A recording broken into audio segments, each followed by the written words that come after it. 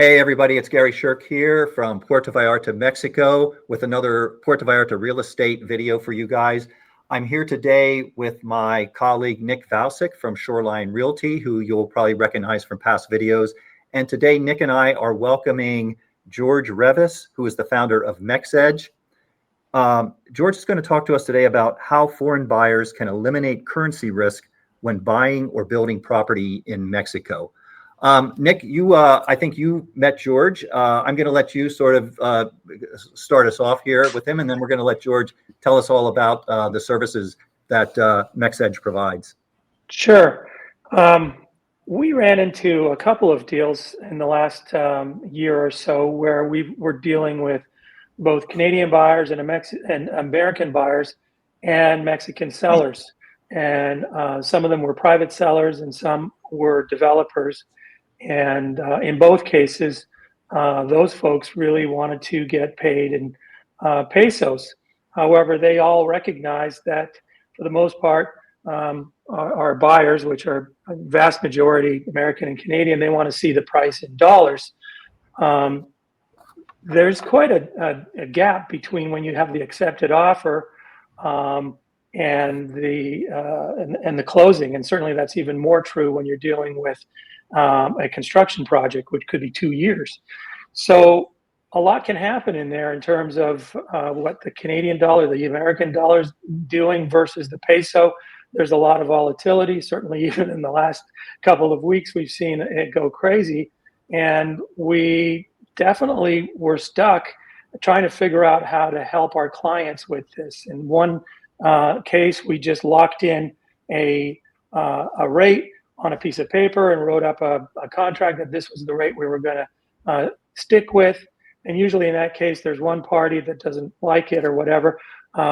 So I got a hold of George, and he basically created this company to alleviate this problem. What is MexEdge? George, can you tell us how you're solving these issues? Sure. Just a little background on me. I was in this position personally. I was a developer and have built some projects in Sayulita. And one of the last projects that we did was 2 houses. And the overall construction cost on those 2 houses was about $1 million or so, I thought. When we were running our pro formas at the beginning of the project, the peso was hovering around 22.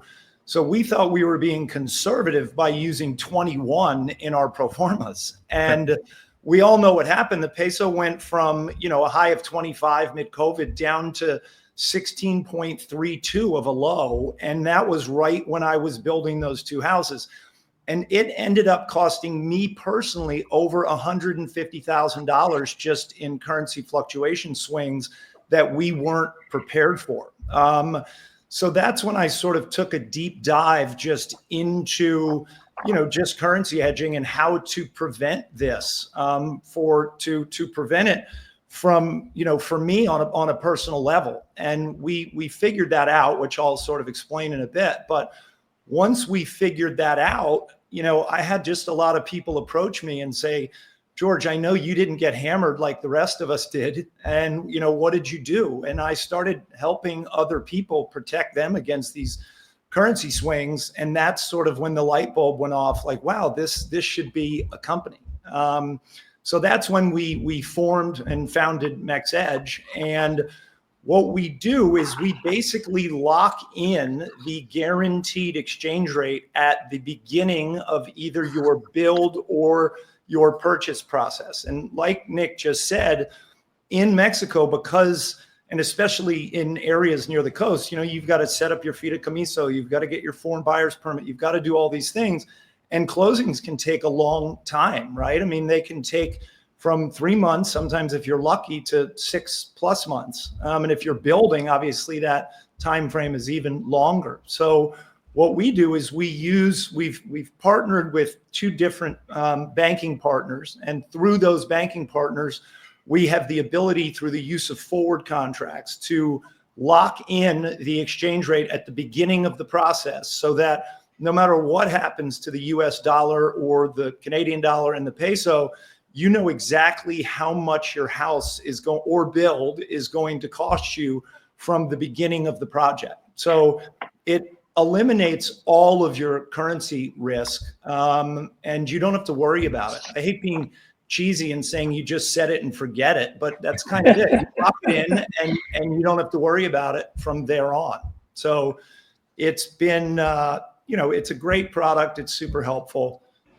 So George, just looking at some of the notes I was taking from your comments earlier, do you have a real world example of the fluctuation of the peso, and how much does that actually affect a deal? Is this really worth doing? Have you got an example? Sure. I've got an example, an early example from back in 2023, when we had a couple who was purchasing a 10 million peso condo in PV, and they signed their purchase agreement on March 16th, 2023. And on that date, the spot rate was at 19. But then between March 16th, 2023, and 3 months later on June 16th, 2023, the peso went from 19 all the way down to 17.12. So they did lock in their rate with us. So they locked it in at 19, and when they got to the closing table, they had a guaranteed rate of 19.29. So they ended up paying $518,000 for the unit. But had they not locked in the rate with us on June 16th, the rate was 17.12, and they would have ended up paying $584,000 for the unit. So by locking in the rate just over 3 months, we saved them almost $66,000. So, people need to understand how much these currency swings can really affect the cost of their house. We've been involved in deals, and Nik, like you said, sometimes people are totally unaware, and then they get to the closing table and all of a sudden it's $50,000, $60,000 more expensive, and it risks blowing up the whole deal right when you're trying to close. George, related to this, I see that you recommend that in many cases buyers negotiate in pesos. I'm sure it's related to what you just described, but can you talk a little bit more about that? Sure. And I think foreign buyers, if they're buying something from either a Mexican developer or a Mexican national, they should be negotiating in pesos, because ultimately that Mexican seller wants pesos in the end, right? So sometimes if if you're negotiating in dollars, they're baking in sort of that currency risk to it, right? Maybe they're baking in the dollar price an additional 5 or 10% in case the dollar were to strengthen or the peso were to weaken, so that they know exactly how many pesos they're going to get. But if you negotiate in pesos, you remove that sort of contingency from the seller's side, so he knows exactly how many pesos he's going to get, in a sense, sort of transferring the currency fluctuation risk onto the buyer. But now that the buyer has a way to be able to eliminate that risk and lock in a guaranteed exchange rate, sometimes we've seen deals get knocked down 5 or 10% when they switch to pesos and negotiate in pesos because of that. So, another interesting thing too is a lot of people, when they're building houses, they will go to their contractor, and the contractor will give them a contract in pesos in dollars. And we always tell people, when you're building a house, you basically become a partner with your builder, right? You're like a business partner with that guy until the house is completed.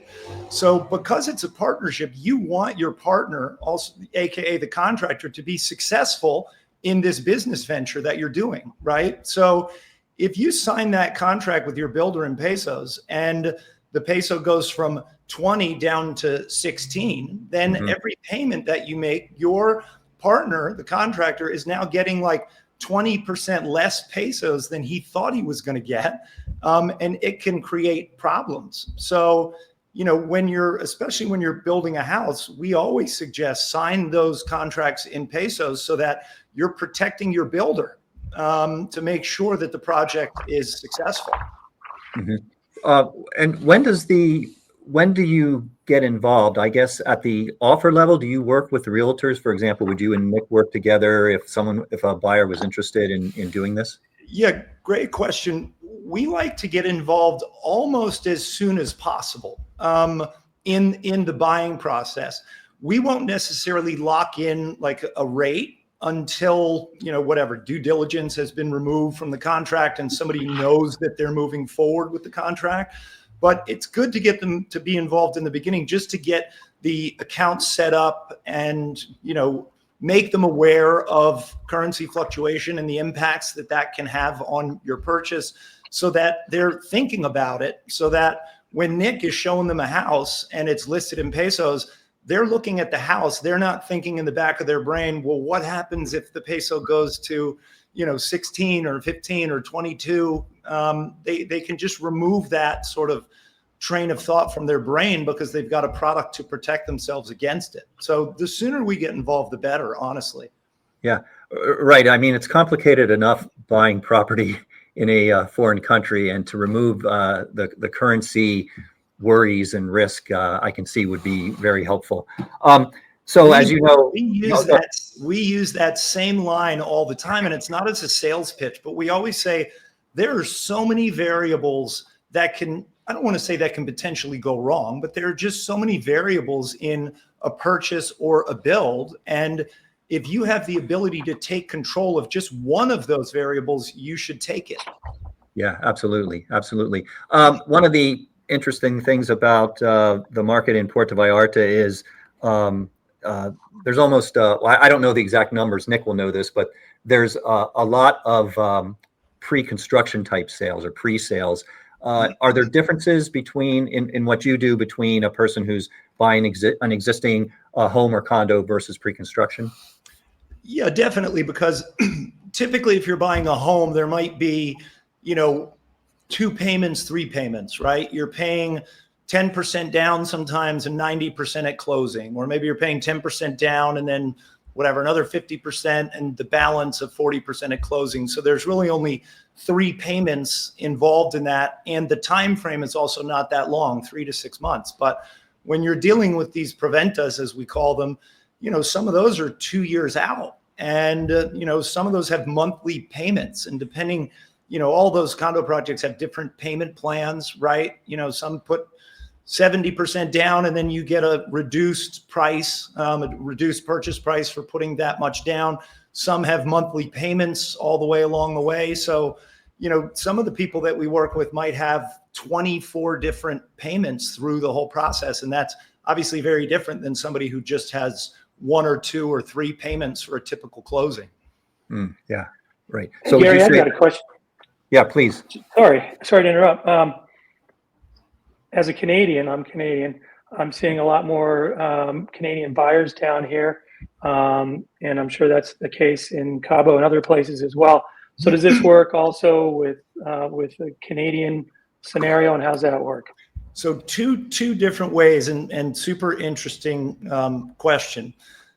Yes, we definitely work going from Canadian dollars into Mexican pesos. And the way that these forward contracts work, that we lock in these payments and this guaranteed rate, this gets a little technical, but you earn interest on these forward contracts. So if you lock in the peso, let's say today at 20, and you lock it in for a year, in a year, you're going to get it back at, let's say, 21, because the contracts earn interest on them.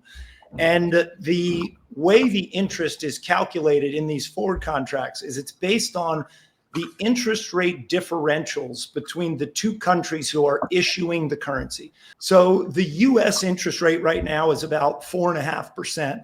Mexico's interest rate right now is about 9%. So the difference between those 2 interest rates is about 4.5%.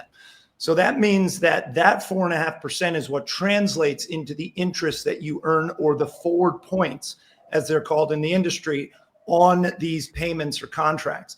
So it's interesting because the Canadian dollar, the interest in Canada is actually closer to like 2 3/4 right now, meaning the differential between Mexico's interest rate and Canada's interest rate is greater, larger than between the US and Mexico, meaning when you're hedging between the Canadian dollar and the Mexican peso, you're earning more interest annually than you would going from dollars into pesos. The other really interesting thing now, which we didn't even think of this when we started the company, but Nik, you're right. There are a ton of Canadians buying down here. And Cabo, like you mentioned, is a heavily dollarized market, right? Meaning most of the stuff in Cabo is sold in dollars. So there's not that much need per se for us on a typical sale in Cabo to be hedging between the US dollar and the Mexican peso, because most of the stuff is being sold in dollars. But recently what's happened is there's been so much volatility between the Canadian dollar and the US dollar that now our last like 3 clients have been Canadians buying something in Mexico, but buying it in US dollars. And they are worried about the Canadian dollar to the US dollar, fluctuation and the exchange rate. So we've been hedging the Canadian dollar to the US dollar, even if they're buying in Mexico, paying in dollars. So, we work with a bunch of different currencies, pounds, euros, Canadian dollars, dollar, US dollars, any major currency we can work with. Okay. Nik, I'm sure that all of I'm sure you'll be talking to your clients about this service. It's definitely it definitely is valuable for this type of purchase. So I don't want to miss anything. Nik, did you have any more questions for George? And George, is there? Oh, sorry. I mean, it sounds like this is obviously what George is talking about here is tip of the iceberg, and I'm sure there's quite a bit more technical information that he's got available to anyone that wants to find out. Gary's going to put a link on below here where you can access the information both from Shoreline Realty PV's website as well as directly to MexEdge as well. And we'll be doing some blog posts on this as well. So if you need more information, there'll be plenty of ways for you to get it. This is just a real primer on the subject, but I'm sure you've got way more stuff that you can talk about, George. I could talk about it all day, unfortunately.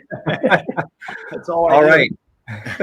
I want to, Nik, George, I want to thank you both for joining me. And I hope to those of you watching this, anybody who's interested in buying property in Mexico, you take a closer look at this. Give either me, Nik, or George a contact, and we can get you going on this. So, all right. Thanks again, you guys. And thanks a lot, everyone. Bye now. Thanks, Gary.